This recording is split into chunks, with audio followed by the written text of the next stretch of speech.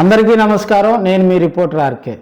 అద్దంకి నియోజకవర్గంలో ఒకసారి రాజకీయ పరిస్థితులు కనుక మనం బేరీజ్ వేసుకున్నట్లయితే అద్దంకి నియోజకవర్గంలో వైసీపీ తరపు నుంచి అనిమిరెడ్డి, తెలుగుదేశం పార్టీ కూటమి తరపు నుంచి కూడా గొట్టిపాటి రవికుమార్ ఇక్కడ ఇద్దరు కూడా బరిలో ఉన్నటువంటి సందర్భాలు మనం చూసాం. అద్దంకి నియోజకవర్గంలో ఆది నుంచి కూడా గొట్టిపాటి రవికుమార్కి ఎక్కువ గెలిచే అవకాశాలు ఉన్నాయని కూడా ప్రజలందరూ చర్చించుకున్నారు.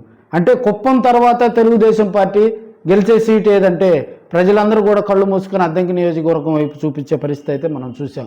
అయితే హనుమరెడ్డి పోల్ మేనేజ్మెంట్లో చాలా వెనుకబడి ఉన్నాడని కూడా రాజకీయ విశ్లేషకులు చెప్తా ఉన్నారు.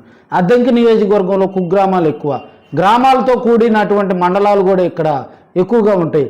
అయితే ఇక్కడ ద్వితీయ శ్రేణి నాయకులను, సెకండ్ లీడర్షిప్ను కూడా మమేకం చేయడంలో, వాళ్ళకి లీడర్షిప్ పంచడంలో కూడా హనుమరెడ్డి వెనకబాటుకు గురయ్యాడని కూడా కొంతమంది అయితే చెప్పుకుంటూ ఉంటారు. అయితే ఇక్కడ వైవి సుబ్బారెడ్డికి బలగం తోడైనప్పటికీ కూడా హనుమరెడ్డి అంత సక్సెస్ కాలేదని కూడా ప్రజలంతా చర్చించుకుంటూ ఉన్నారు.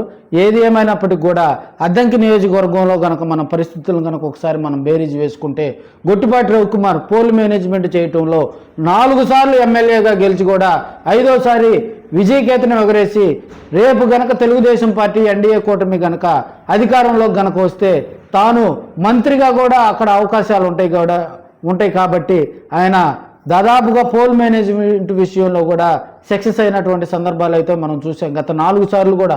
ఎందుకంటే ఆయన అద్దంకి నియోజకవర్గంలో పార్టీలకు అతీతంగా ఆయన ఆశీర్వదించారు. ఒకసారి కాంగ్రెస్ పార్టీ తరఫున ఆయన ఎమ్మెల్యేగా గెలవటం జరిగింది, మరోసారి తెలుగుదేశం పార్టీ తరఫున గెలవటం జరిగింది, మరోసారి వైసీపీ తరఫున కూడా విజయకేతనం ఎగరవేయటం జరిగింది. సో 3 సార్లు ఆయన అక్కడ అద్దంకి నియోజకవర్గంలో ఆదరించేలా ఆయనకు అంత గొప్ప విషయం ఏముందని కూడా మనం ప్రజలందరూ కూడా ఒకసారి బేరీజ్ వేసుకోవాలి. ఎందుకంటే ఎక్కడి నుంచో 2024 ఎన్నికల్లో పోటీ చేయడానికి ఒక 2 నెలల ముందు నుంచి వచ్చి అప్పటికప్పుడు క్యాడర్ని సమీకృతం చేసి ఆ గొట్టిపాటి లాంటి ఒక స్ట్రాంగ్ లీడర్ మీద గెలవటం అంటే అనిమిరెడ్డి అది సాహసం అనే చెప్పాలి. సో ఇక్కడ గొట్టిపాటికే గెలుపు విజయ అవకాశాలు ఉన్నాయి. గొట్టిపాటి గెలుస్తాడని కూడా ప్రజలందరూ చర్చించుకుంటూ ఉన్నారు.